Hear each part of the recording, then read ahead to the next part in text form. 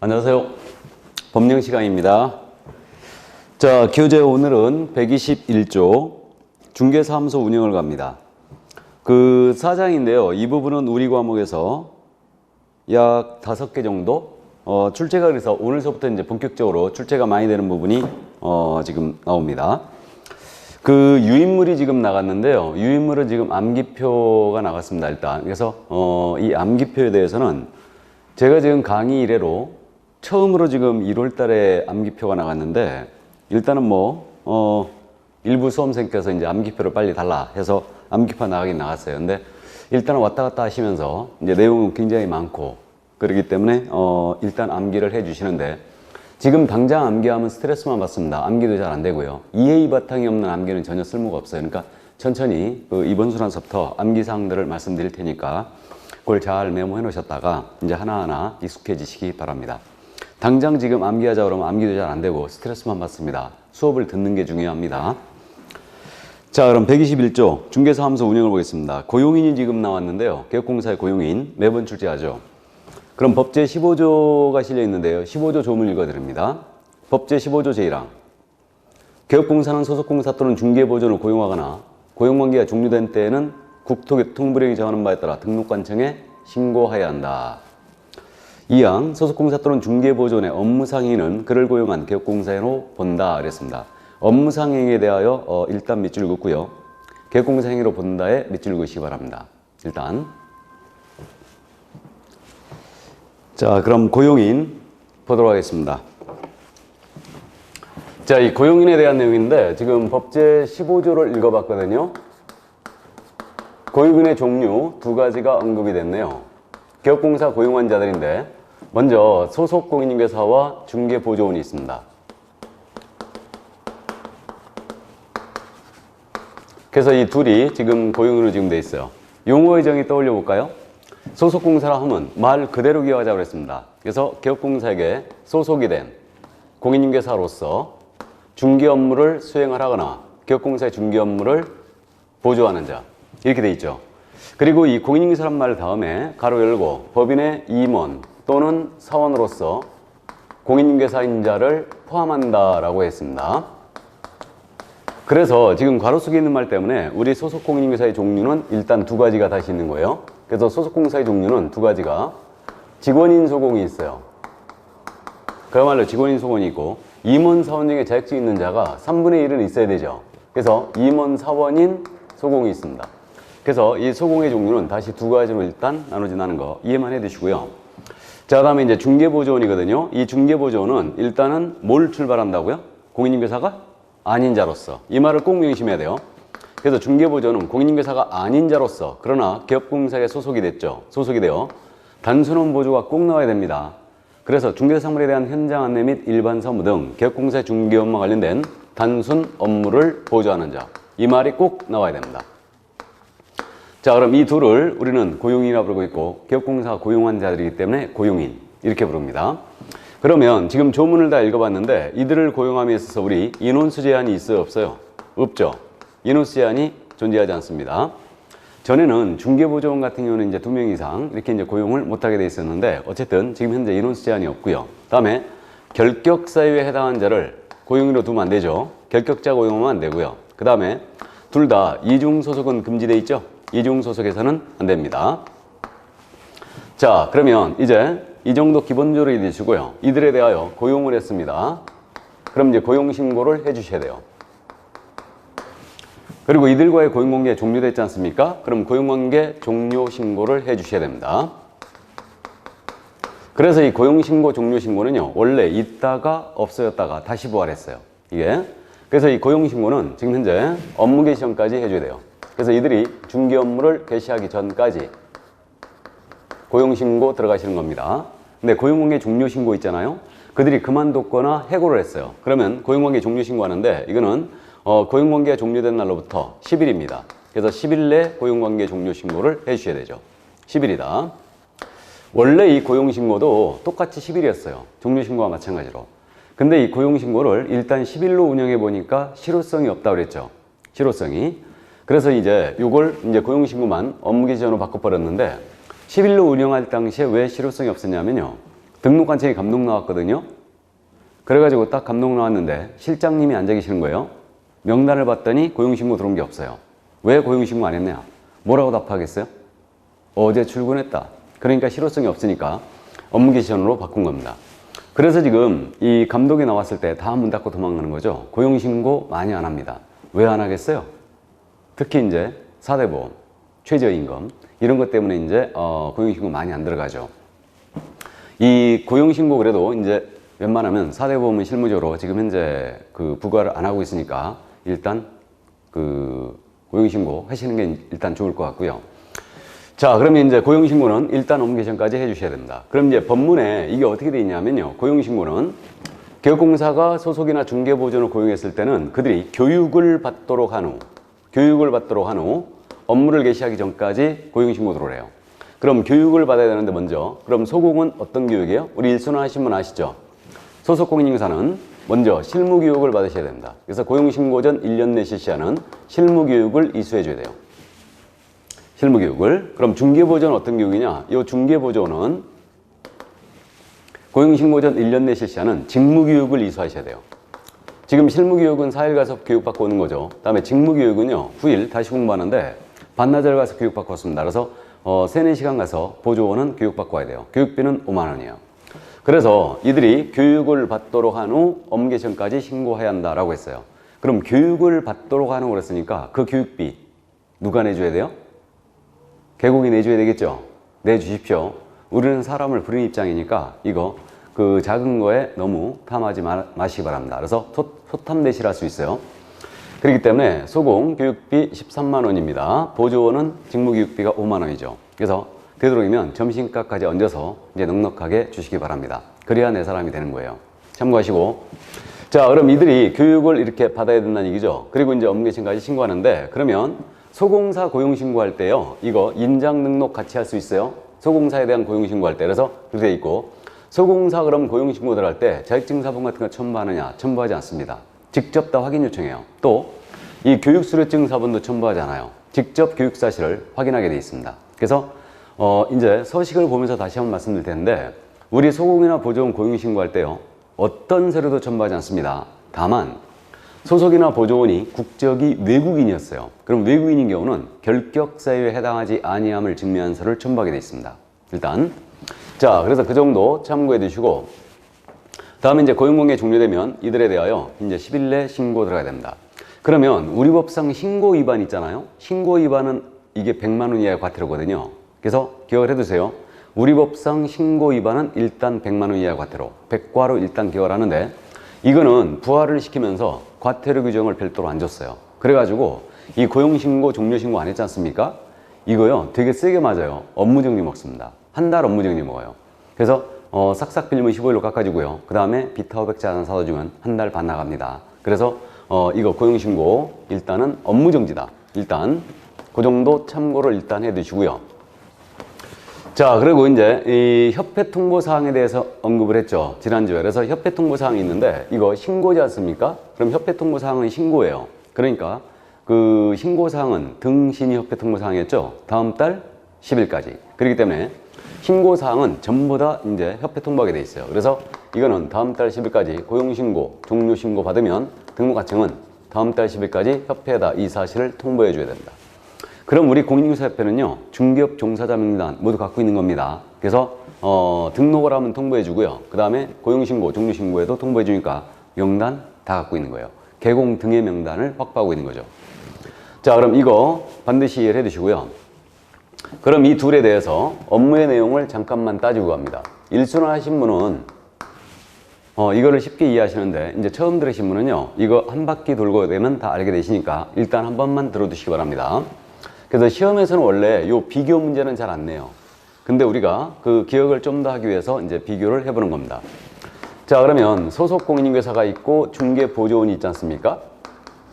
그럼 용어의 정의에서 확실한 차이를 보이고 있죠. 자격증이 있고 없고는 뭐 따질 필요도 없고요. 그래서 용어의 정의에서 소공사는 중개 업무를 수행할 수 있다고 그랬어요. 그럼 중개 업무라는 게 핵심적인 중개 행위, 확인 설명 작성, 거래계약서 작성이죠. 그래서 이걸 수행할 수 있는데 중개보조는 이걸 수행할 수 없습니다. 이런 차이가 아주 극명하게 차이가 지금 드러나고 있고요.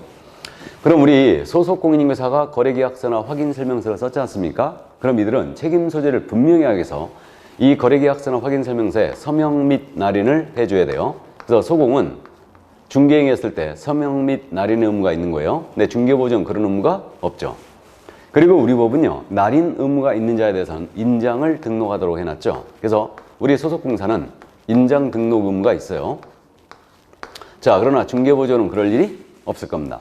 그 다음에 이제 우리 소공은요, 전문 직업으로 보고 있어요. 그러니까 전문 직업으로서 품위를 지킬 의무가 있습니다. 품위 유지 의무가 있고, 공정중개 의무도 있습니다. 신의 성실에 대한 공정중개 의무가 있는데, 우리 중개보조는 그런 의무가 없죠. 이렇게 됩니다.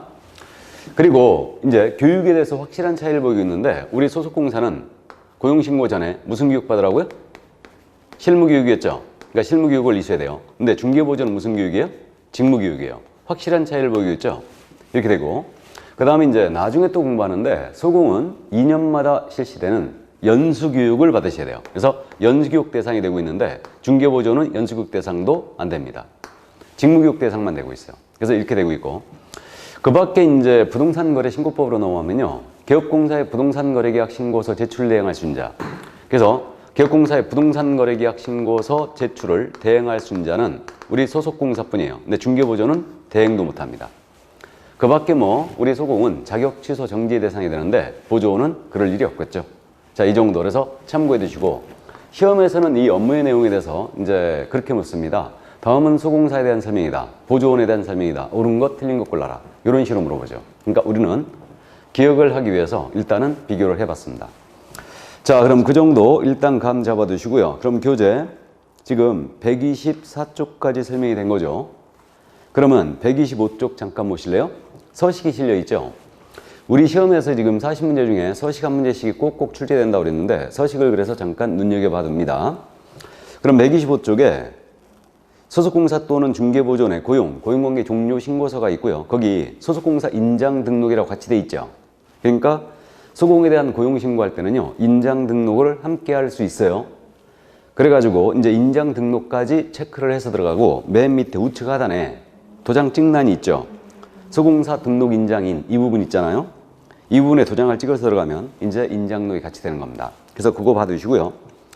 그 다음에 이제 보시면 내용을 보시면 신고서에 어떤 내용이 들어가냐면, 신고인은 성명, 주민번호, 주소가 들어가죠. 개업공사의 성명, 주민번호, 주소가 들어갈 테고요. 전화번호 쓰게 되어 있습니다. 그 다음에 개업공사의 종별이 법인인지 공인인증사인지 그 중개인, 법제 7638호, 부칙 제6조 제2항에 따른 개업공사, 중개인지 표시하게 되어 있고요. 중개사무소의 명칭 기재해야 되고, 등록번호도 쓰죠. 다음에 소재지, 전화번호 다 기재합니다. 그리고 고용인 인적사항 들어가는데, 그 고용인 인적사항에는 일단은 자격증 발급 시도 표시하게 돼 있죠. 소공이라면. 그렇기 때문에요, 그 고용신고할 때 자격증4번을 첨부하잖아요. 직접 확인 요청합니다. 그래서 그 유의사항에 그 부분이 있거든요. 그래서 직접 자격증 발급 시도자격 확인 요청해야 되고요. 교육 수료 여부도 직접 확인합니다. 나아가서 결격 여부도 신원조회 하게 돼 있어요. 이게 다만 고용원자가 외국인이었잖아요. 이때는 결격사에 해당하지 아니함을 증명한 서를 첨부하게 돼 있어요. 그래서요, 일단 주의할 점이 고용신고할 때는 어떤 서류도 첨부하지 않는다. 모두 직접 다 확인하게 돼 있습니다. 그래서 그 점 일단 참고를 해 주시기 바랍니다. 그래서 어떤 서류 첨부하지 않는다. 근데요, 실무적으로는 고용신고 들어갈 때 자격증4번, 교육수료증4번 다 가져가세요. 가져가는 게 좋습니다. 자, 그래서 어쨌든 어떤 서류도 첨부하지 않는다는 거 일단 참고해 주시기 바랍니다. 그러면 고용인의 업무상 행위로 인한 개업공사에 대한 책임이 나오죠. 126쪽으로 가십니다. 이 부분은 조금 어려운데 그래도 이번 순환 때 잠깐 짚어만 드리고 합니다. 그래서 고용인의 업무상 행위로 인한 개업공사의 책임이에요. 사례를 가지고 잠깐 이제 설명을 하고 넘어가겠습니다. 그 갑이라는 자가요, 개업공사 A의 사무소를 찾아왔거든요. 근데 A는 출타 중이었어요. B 소속 공인인증사가 자리를 짓고 있었습니다. 우리 A께서는 손님하고 골프 치러 나가시고 안 계셨습니다. 자, 이 갑이 토지를 구하러 왔대요. 그래서 마침 의뢰받은 토지가 있었거든요. 그래서 이 B가 갑에 대하여 토지에 대한 정보를 브리핑합니다. 브리핑하는데 이 토지에는 소송이 제기된 사실이 있었어요. 근데 이 사실을 숨긴 거죠. 이래가지고 이제 이 갑이 재산상손에 3천만 원을 잊게 됐습니다. 이 사례를 가지고 둘의 책임을 따져보자 이거예요. 그럼 소공사의 책임인데 우리 소공의 책임. 법상 책임은요, 항상 세 가지로 일단 나눠집니다. 민사 책임이라는 게 있고요. 행정 책임이라는 게 있고, 형사 책임이라는 게 있어요. 세 가지 책임은 손해배상 책임을 얘기해요. 그리고 행정 책임은 이자는 자격증이 있죠. 그럼 자격에 대하여 취소나 정지를 할 수 있겠는가? 이 문제고, 형사 책임은 징역 벌금을 이자에게 때릴 수 있겠는가? 이 문제예요. 그럼 우리 아직 공부가 지금 덜 됐지만 가볍게 말씀드립니다. 그럼 소공이 지금 일부러 거짓말하여 손해입했잖아요. 그럼 당연히 손해배상 책임 있습니다. 그리고 지금 소송이 제기됐다는 사실은 거래상 중요사항이에요. 물건 정보에 대해 아주 중요한 사실인데, 그럼 우리가 나중에 금지행위를 공부하는데 이 중개대상물의 정보에 대하여 거짓된 언행 등을 함으로써 중개의뢰인의 판단을 그치겠다. 그럼 이거 금지행위예요. 그럼 소공이 만약에 금지행위하면 어떻게 되느냐? 자격을 정지당할 수 있어요. 그래서 6월 이하의 자격 정지를 받을 수 있다는 얘기죠. 소공은. 그 다음에 거짓말하는 행위 있지 않습니까? 이거는 형사처벌도 받아요. 1년 이하의 징역 또는 1,000만 원 이하의 벌금에 처하게 됩니다. 이게 소속공사의 책임이에요. 자, 그럼 이자를 고용한 우리 개업공사입니다. 이 개업공사의 책임도 민사 책임, 행정 책임, 형사 책임으로 일단 나눠서 보는데, 민사 책임은 당연히 손해배상 책임이겠죠. 그 다음에 행정 책임은 이자는 등록이 있지 않습니까? 그럼 등록에 대하여 취소나 정지를 할 수 있겠는가? 이 문제고, 형사 책임은 역시 징역이나 벌금을 과할 수 있겠는가? 이 문제입니다. 그럼 법은 대원칙이 자기 책임의 원칙이에요. 그러니까 행위를 한 자가 책임을 짐을 대원칙으로 한다는 얘기죠. 근데 현대사회에서는 타인을 고용하여 업무를 많이 하고 있잖아요. 그러다 보니까 이 타인을 고용한 자에 대해서도 책임을 물어요. 즉 피해자를 두텁게 보호하기 위하여 타인을 고용한 자, 이자가 사용자라고 합니다. 이자에게도 책임을 묻고 있죠. 그럼 그때는 법에 명문의 근거가 있어야 됩니다. 그래서 우리는 그 근거를 어디서 찾고 있냐면 우리 법 15조 2항을 아까 읽어봤어요. 우리 공인중개사법 15조 2항을 보면 소속 공인중개사나 중개보조원의 업무상 행위였죠. 업무상 행위는 그를 고용한 개업공사의 행위로 본다 그랬죠. 간주 규정이에요, 이거. 그래서 이 규정 15조 2항에 따라서 우리 판례는 확실하게 이건 손해배상을 인정하는 판례다.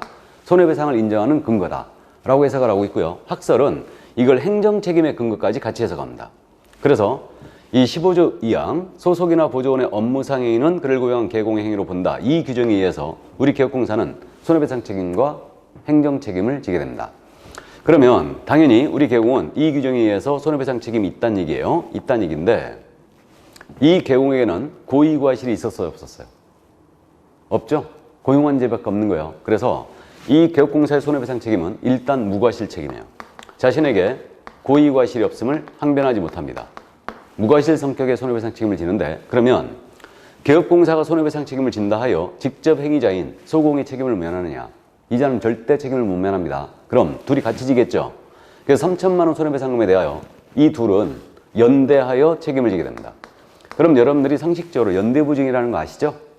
그래서 이 보증인이 똑같이 이제 채무자와 같은 책임을 지는 거죠. 그렇듯이 B와 소공과 개업공사는 연대하여 책임을 지는데 이거는 부진정 연대라고 그래요. 연대보증 같은 거는 진정연대라고 그러고요. 이 부진정 연대는 쉽게 가자고요. 부진정 연대란 말은 법이 특별히 피해자를 두텁게 보호하게 하여 연대관계를 인정하는 경우가 있거든요. 이걸 부진정 연대라고 그냥 이해합니다.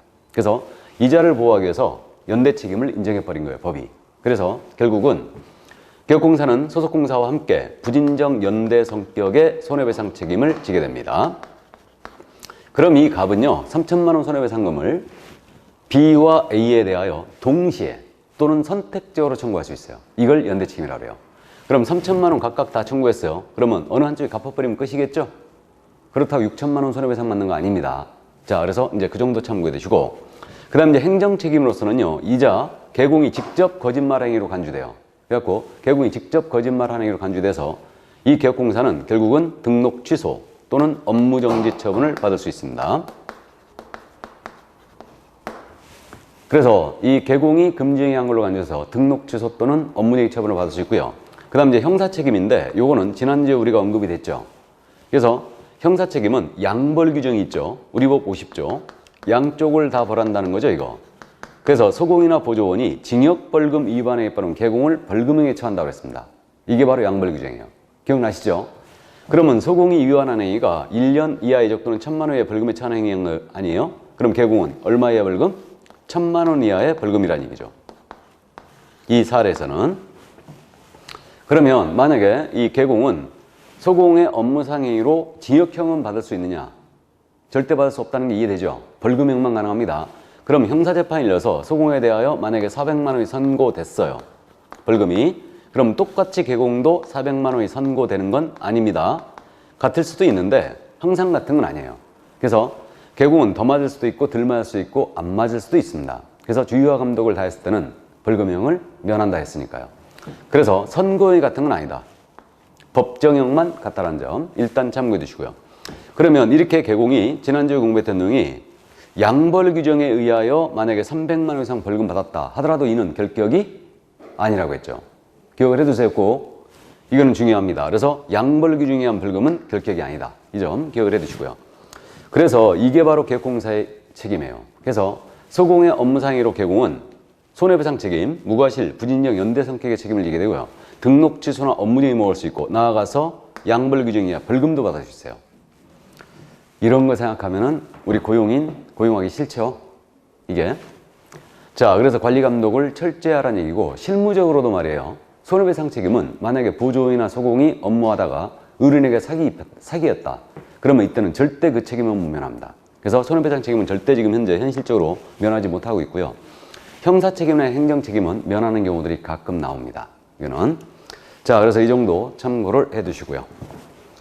자, 그래서 이 고용인에 대한 내용은 다 봤어요. 그래서 이 고용인은 주 타겟이 말이에요. 고용신고, 종료신고요. 저 부분을 철저히 숙지를 해 두시기 바랍니다. 자, 그러면 이제 고용인에 대한 내용을 다 봤으므로 이제 130조 업무의 범위로 들어갈까요? 자, 그럼 업무의 범위로 지금 들어왔는데 중개대상물의 범위라고 나와 있죠? 그럼 이 부분은 가볍게 지금 이해를 해 두시는데 이 지금 중개대상물에 대하여 개업공사 종별에 따른 차이가 있느냐 이 문제예요. 그래서 우리 개공의 종별이 세 가지가 있지 않습니까? 법인인 개업공인중개사가 있고 공인중개사인 개업공사가 있고 그리고 법 제7638호 부칙 제6조 제2항에 따른 개공이 있죠. 중개인이 계세요.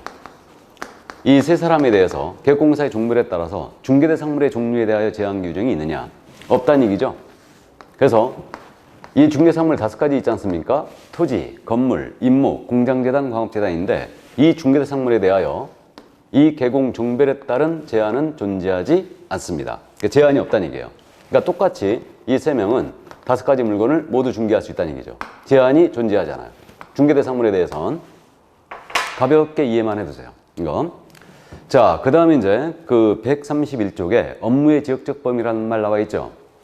그러면 지금 현재 업무 지역 제한을 이 세 사람의 종별에 대하여 제한하는 규정이 있느냐 이 문제인데 지금 현재요 이 법인과 공인중개사인 개업공사 있잖아요.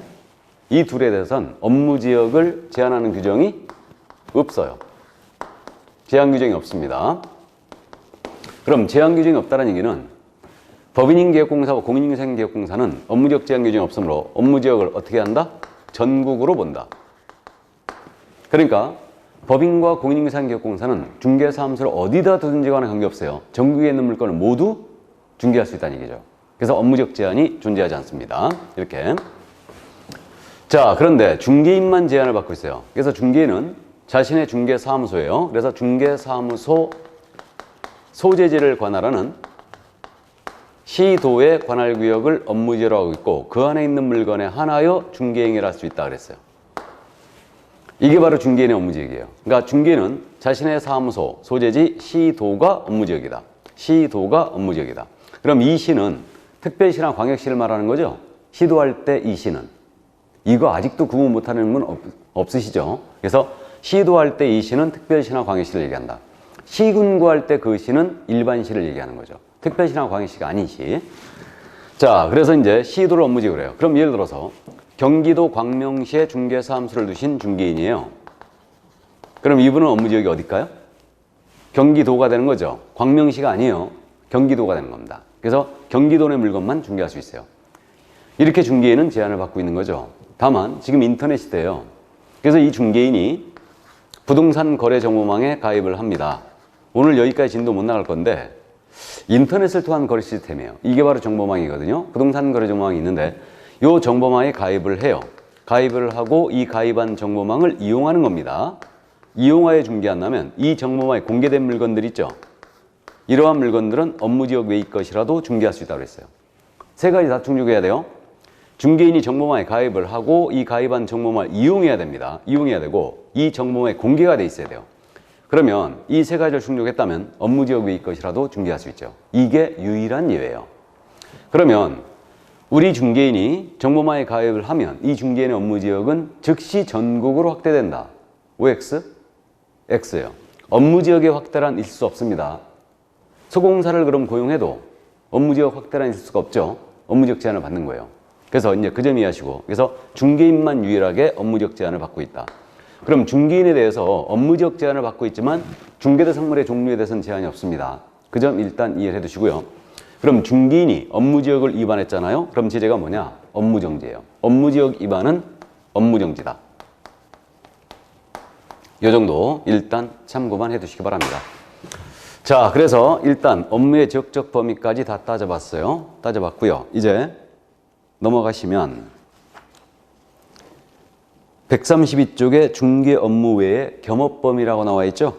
겸업. 겸업에 대한 내용이 나왔습니다. 자, 그럼 법제 14조가 있거든요. 법제 14조 잠깐 읽어드립니다. 개업공사의 겸업 제한 등 그랬습니다. 1항. 지금 132조 하는 거예요. 법인인 개업공사는 밑줄이에요. 법인인 개업공사는 밑줄입니다.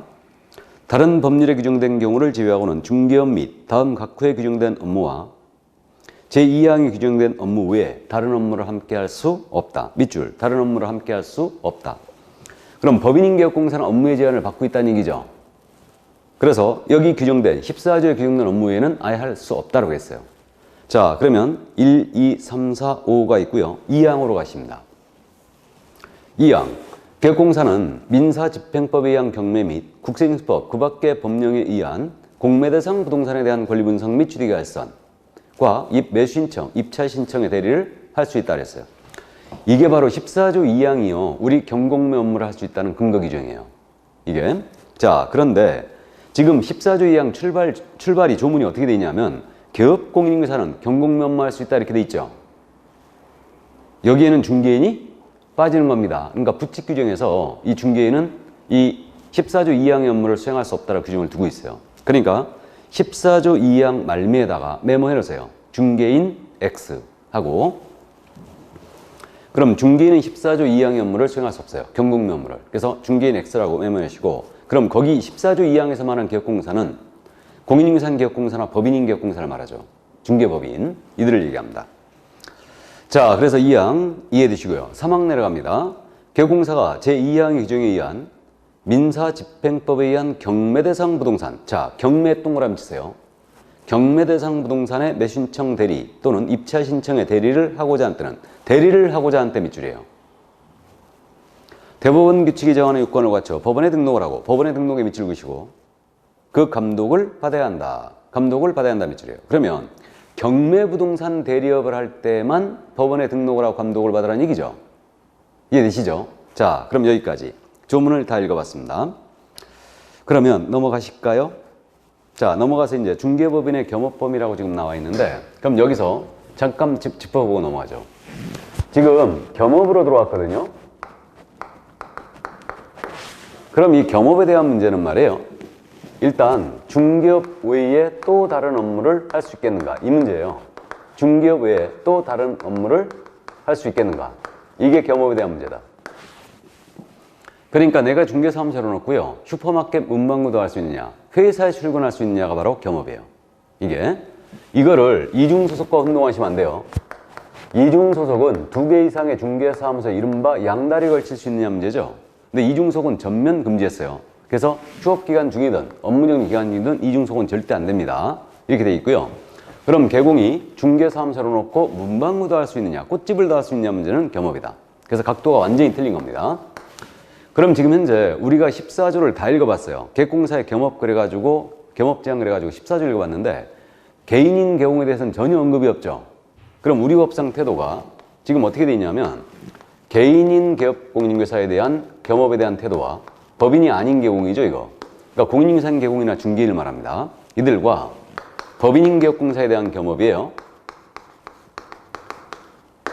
이 둘로 크게 지금 나눠지는데 우리 14조는요 법인에 대해서만 규정을 두고 있어요. 그러면 이 법인은 특수법인은 당연히 제외입니다.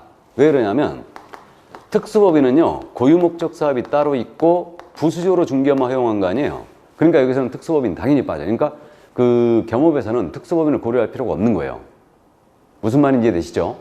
그러면 법인에 대해서만 일단 중개법인에 대해서만 겸업제한 규정을 두고 있고 개인에서는 개인인 개공은 겸업제한 규정이 아예 없다라는 얘기죠. 그러니까 개인의 경우는 능력이 나면 얼마든지 더 할 수 있다는 얘기죠. 이게. 그래서 여러분들 오해하시면 안 돼요. 개인과 법인을 비교했을 때 법인이 겸업할 수 있는 게 더 많을 거다라고 오해하면 절대 안 된다는 얘기예요. 거꾸로예요. 개인이 훨씬 이거 더 많다고 보셔야 됩니다. 왜 이런 태도를 주고 있냐면요. 그 실무를 보면 이게 쉽게 이해가 되는데 우리 실무에서 말이에요. 개인인 개공 같은 경우는 직원 한두 명 모여서 업무하고 있잖아요. 그러다 보니까 영세성을 면치 못하고 있어요. 그러니까 겸업 제한을 안 하더라도 할 수 있는 업무 한계가 있더라. 그래서 겸업 제한 안 한 겁니다. 근데 법인은 직원을 수십 명 고용해서 대형화됐는데 업무 제한을 안 해버리면 결국은 이 중개업은 부수적으로 하고 아주 요상한 업무만 하더라고요. 그래서 이제 전문 직업에서 품위를 손상할 우려가 있기 때문에 법인은 겸업 제한을 하게 된 거예요. 그럼 이론적으로는 개인이 겸업을 할 수 있는 범위가 훨씬 넓다라는 얘기죠, 지금. 그래서 여러분들이 시험에서는 꼭 명심할 게 공인중개사인 개업공사나 중개인은 요런 업무를 할 수 있다라고 만약에 냈잖아요, 지문을. 이렇게 되면 이 지문은 일단 O로 나가야 됩니다. 일단 맞는 지문이에요. 이거는. 그래서 이제 그 점을 꼭 이해해 두세요. 그래서 겸업 제한은 개인이 없으니까. 그래서 일단 시험은 여기까지 이해를 해 두시는데 그럼 지금부터는 개인에 대해서 잠깐 더 따져봅니다. 우리 교재는 지금 현재 개인에 대해서는요. 몇 페이지에 있냐면 거기 지금 135쪽에 2번 있죠. 공인중개사인 개업공사의 겸업 범위. 그리고 한 장을 넘기면 법부칙 제6조 2항 규정된 개업공사 겸업 범위 이렇게 돼 있죠. 이 부분인데 일단 들어만 두십니다. 그럼 지금부터는 참고예요. 참고인데 개인이 겸업 제한 규정이 없지만 전혀 제한이 없는 건 아니겠죠. 그래서 이제 제한이 있는 경우는 법에서 특별히 제한 규정을 두고 있다. 그럼 못할 거예요. 그 대표적으로 우리가 나중에 공부하는데 우리 개인일지라도 중개대 상물에 대한 매매업 있지 않습니까? 우리 일순 하신 분은 이걸 아시는데 매매업은 첫 번째 금지행위예요. 그래서 이거는 매매업은 할 수 없습니다. 중개 상물에 대한 사고 팔고 업으로 하는 거 안 돼요. 그래서 이건 이제 우리 법이 금지하고 있고요. 그다음 공무원이 신문을 가신 분 있죠? 이분은 공무원법에 의해서 영리행위 종사가 금지돼 있어요. 그러니까 겸업 못 합니다. 공무원. 그래서 이것도 안 되고요. 그다음에 또 그저 우리 중개인 있지 않습니까? 중개인은 경공매 업무가 허용 안 됐다고 그랬죠. 경매, 공매 업무가 허용이 안 됐어요. 이건 우리 법이 명문 금지하고 있는 거예요. 그래서 이렇게 법에서 명문으로 금지하고 있는 거, 요것은 이제 못 합니다. 근데 또요, 우리는 해석상 우리가 개인인 개공이 겸업 제한이 없지만 내재적 한계도 있다라고 해석하고 있어요. 그럼 내재적 한계라는 게 뭐냐면 등록증의 양도 대여에 해당될 정도의 겸업은 안 된다는 얘기죠. 그러니까 이것의 대표적인 예가 이겁니다. A가 중개사무소를 열었어요. 열었는데 본인은 말이에요. 사무소 딱 열어놓고 회사의 주관에 상근직으로 출근을 해버립니다. 이 정도의 겸업은 안 된다라고 해석하고 있어요. 왜 그러냐면 만약에 개공이 회사에 출근해버리면 의뢰인이 사무소를 찾아왔거든요. 그럼 중개 업무를 누가 수행할 수밖에 없어요? 소속이나 보조원이 할 수밖에 없죠. 그럼 소공이나 보조원이 중개 업무를 계속 수행하면 결국 A가 소공이나 보조원한테 등록제나 자격증을 대여한 것으로 볼 수밖에 없다는 얘기죠. 그러니까 이 정도의 겸업은 안 된다는 얘기입니다. 이게. 그래서 결국은 개공이 회사에 출근하시면 갑종 근로속세, 갑근세 납부하잖아요. 그럼 개공한테 갑근세 납부 실적이 나왔다. 그럼 이때는 이거 대여로 추정해갖고 등록 취소하겠다고 청문통지서 날라옵니다. 그럼 이제 청문 과정에서 나는 직접 업무를 수행했다는 걸 반증을 못하면 등록 취소하네요. 그리고 고발도 들어갑니다. 이게. 자, 그런데 이 갑근세 납부실적이 개공한테 나왔다 하여 당연히 등록증 대여로 처벌할 수는 없을 거예요. 요즘은 근무 형태가 특이한 형태가 많죠. 회사에 나가시긴 나가시는데 뭐 이거 오전에만 나고 오후엔 다 쉰다. 그럼 사무소에 열어놓을 수 있겠죠. 또 7일 중에 이틀만 출근하고 5일은 다 쉰다. 그럼 열어놓을 수 있을 거예요. 또 주간에 나가는 게 아니고 말이에요. 야간에만 출근하는 거예요. 대신 조건은 그때는 잠이 없어야 되겠죠. 그럼 그러한 경우들은 일단 가능할 걸로 보입니다. 그러니까 요는 그거예요. 의뢰인이 왔을 때 내가 직접 계약서에 도장을 찍고 서명 날인할 수 있느냐. 이게 바로 요예요. 그러니까 그렇게 할 수 있다면 겸업이 가능하다는 얘기죠. 이게. 그래서 이제 우리 국토부는요, 기본적으로 개공은 전문 직업이기 때문에 중기업에만 종사해야 된다. 이런 해석을 하고 있는데 저도 그 점엔 동의해요. 근데 우리가 이제 수익이 불안정하니까 일단 겸업을 고려하는데 이 겸업을 고려할 때는 내가 직접 업무를 수행할 수 있는 정도는 꼭 돼야 된다는 얘기입니다. 그래서 이렇게 되고요. 그러면 내가 회사에 나가지 않고 예를 들어서 뭐 중개사무소 근처에다가 뭐 식당을 더 한다든가 문방구를 더 한다든가 슈퍼마켓을 더 합니다. 그럼 개인 사업은 상관없다는 얘기죠. 그렇게 된 겁니다. 그래서 일단 그 정도 감 잡아 두시고요. 자, 그럼 여기는 이 부분 그래서 이제 참고사항이고요. 시험에서 우리가 대비할 때는 일단은 개인은 겸업 제한이 없다는 걸 꼭 명심을 해 두셔야 됩니다. 그러니까 웬만하면 할 수 있다라고 나와야 돼요. 자, 그런데 이제 문제는 법인의 업무예요. 그래서 다시 이제 법인의 업무로 돌아갑니다. 자, 그럼 이제 이거는 제가 이제 법인의 업무라고 지금 부르거든요. 그럼 이건 중개법인의 업무를 얘기합니다. 특수법인은 겸업을 고려할 필요도 없다고 그랬어요. 그럼 법인은 토탈 7가지 업무만 가능합니다. 그래서 중개업 외에 이제 6가지 업무가 더 허용이 돼 있죠. 그래서 이 6가지 업무를 소위 법인의 겸업이다. 이렇게 지금 부르고 있고요. 이 6가지 업무를 법인은 꼭 해야 되느냐? 할 수 있다예요. 임의사업이라는 얘기죠. 그러니까 우리 시험에서 말이에요. 변론문을 다 출제 하는데 법인은 부동산 상담업을 겸업해야 한다. 막 이렇게 냅니다. 그러니까 이런 추접스러운 지문에 속으면 안 됩니다. 그래서 일단 기본적으로 이거 할 수 있다는 거 이해두시고요. 이 6가지 업무를 소위 법인의 겸업이다. 이렇게 지금 부르고 있어요. 그럼 이 6가지 업무 내용 우리는 정확하게 이해를 해 두셔야 돼요. 그래서 이제 첫 번째 법인은 어떤 업무를 더 할 수 있냐? 먼저 중개업 외에 주택 및 상업용 건축물이에요. 그럼 주택 및 상가죠. 이것에 대한 임대차 관리 등 부동산의 관리 대행을 할 수 있어요. 그래서 이게 관리 대행 업무입니다.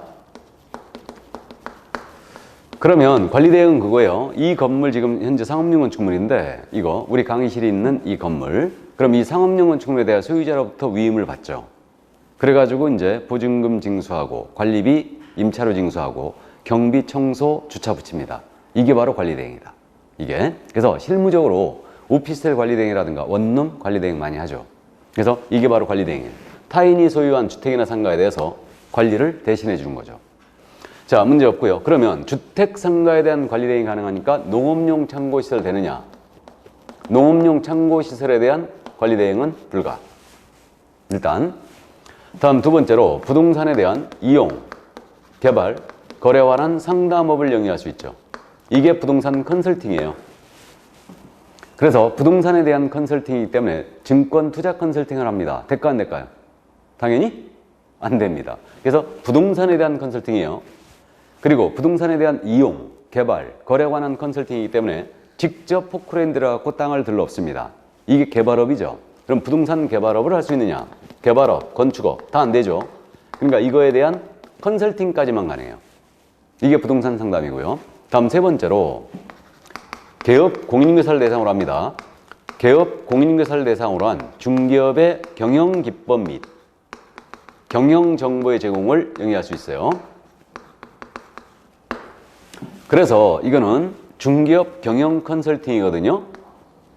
중개업 경영 컨설팅인데 이걸 전문용어로 뭐라고 할 거냐면 제가 이거 프랜차이즈라고 부를 거예요. 그럼 우리가 실생활에서 프랜차이즈 업종으로 제일 많은 게 뭐예요? 치킨집이죠. 그럼 우리 법인 통닭집 프랜차이즈 할 수 있나요?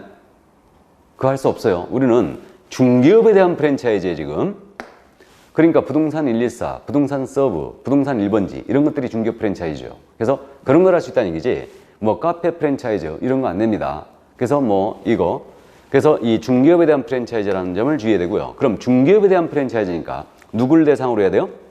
개공 대상이어야 되죠. 이거 특히 주의해야 됩니다.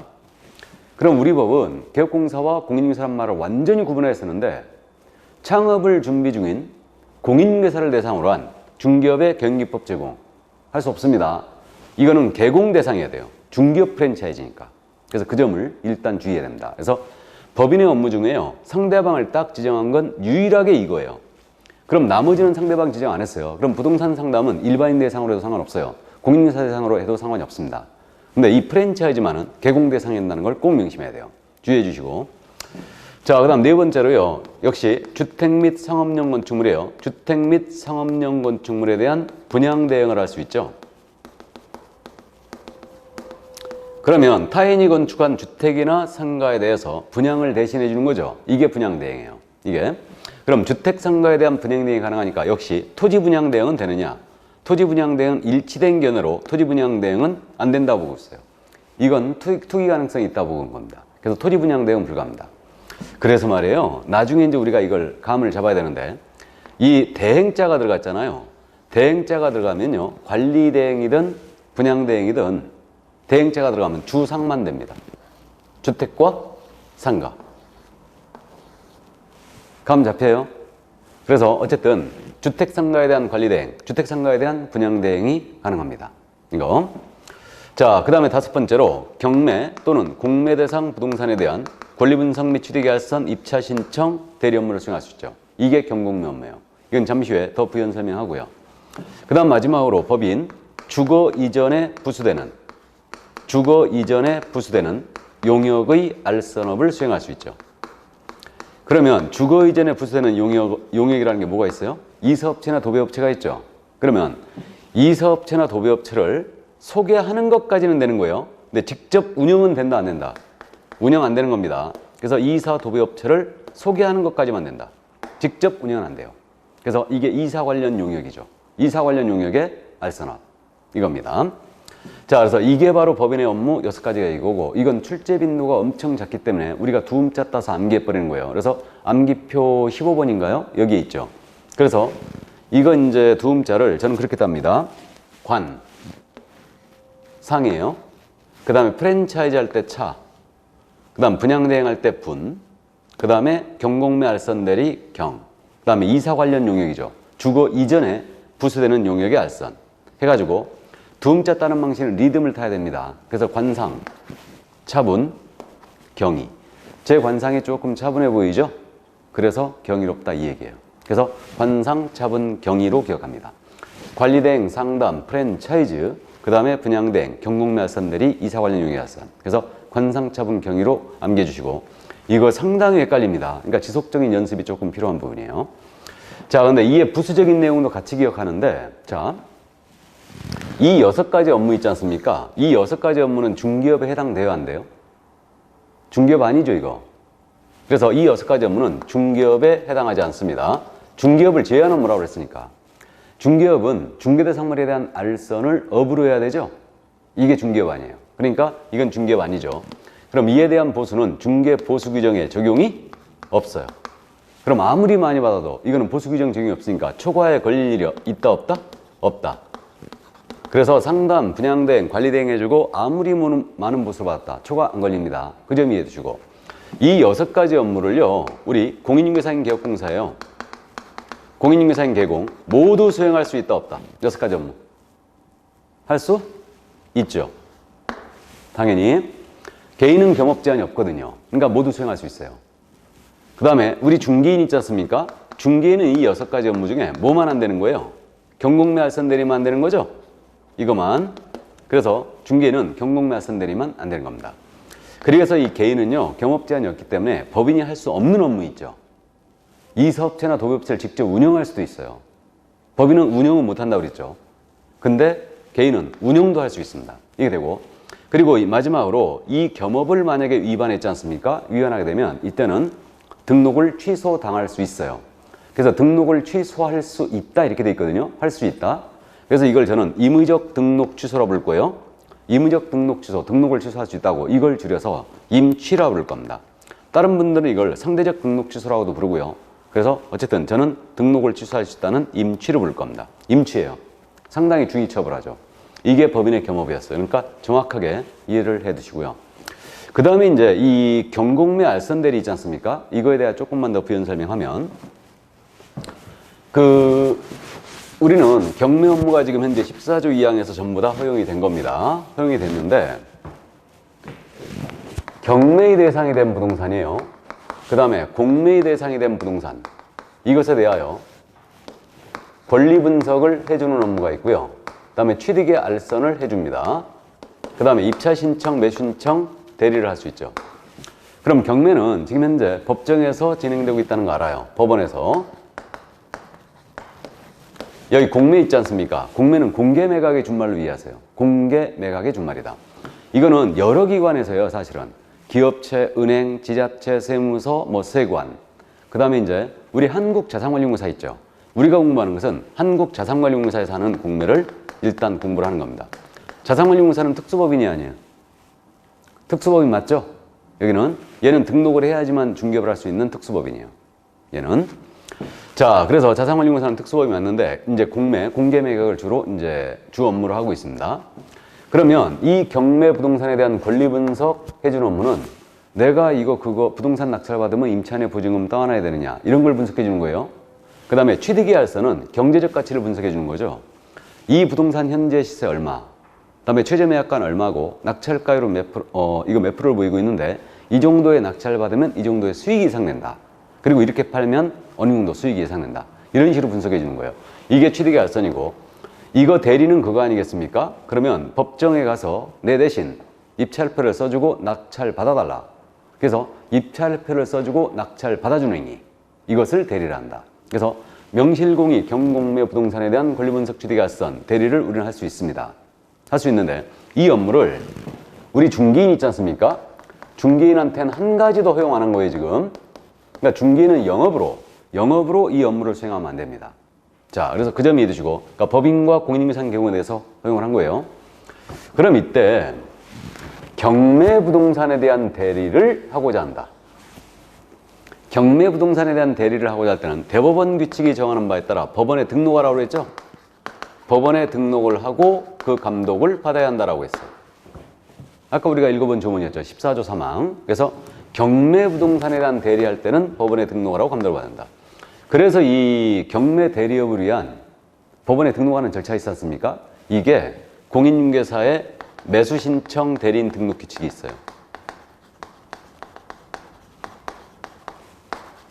이게 있는데, 이 매수신청 대리인 등록 규칙은 이번 순환 때도 제가 정확하게 여러분들한테 말씀 안 드릴 겁니다. 우리 교재 마지막 부분에 있는데, 이 부분에 대해서는 일단은 제가 4월달 과정에서, 3, 4월 과정에서 이제 언급을 할 거예요. 왜 그러냐면, 매수신청 대리인 등록 규칙은 우리 공인중개사법 내용과 아주 유사해요. 그러니까 지금 우리 공인중개사법 내용도 헷갈려 죽겠는데, 이걸 해버리면 더 헷갈리거든요. 그러니까 이제 공인중개사법이 어느 정도 정리가 됐을 때 이 부분을 나가는 게 편합니다. 그러니까 우리 법과 어떤 차이가 있는가, 이 정도 정리하면 되거든요. 그래서 그때 나가기로 하고, 그래서 여기서 우리가 이제 기억할 점은 오직 경매 부동산에 대한 대리를 하고자 할 때만 법원에 등록을 요구하는 거다. 그러면 결국은 경매 부동산 권리 분석과 취득의 알선만 합니다. 등록 안 하면 그냥 할 수 있죠. 또 공매는 한국자산관리공사에서 하고 있기 때문에 공매 부동산 권리 분석 취득의 알선 대리를 합니다. 이때는 법원에 등록할 일이 없고 그냥 할 수 있다는 얘기죠. 그 점 이해해 두시고. 그래서 말이에요. 만약에 그 출제를 치사하게 이 정도까지는 내지 않는데, 개업공사가 경매 또는 공매 대상 부동산에 대한 입차 신청, 매수 신청 대리를 하고자 할 때는 법원에 등록을 하고 그 감독을 받아야 한다라고 낸 거예요. 그럼 OX. X죠. 어디가 틀렸어요? 공매가 틀렸죠. 그러니까 이런 치사한 지문에 속으면 안 됩니다. 그러니까 오직 경매 부동산에 대한 대리할 때만 법원에 등록을 요구하는 거다. 이 점을 이해해 두시고요. 여기까지. 이게 바로 법인의 겸업이었습니다. 자, 그래서 법인의 겸업까지 다 살펴봤고요. 겸업에 대한 내용은 출제 빈도가 아주 잦은 부분이기 때문에 꼭 정리를 해 주시기 바랍니다. 자, 그럼 여기까지 하고 이제 137쪽에 중개사무소가 등장했는데 그냥 깔끔하게 좀 쉬었다 할까요? 예, 잠시 쉬었다 하도록 하겠습니다.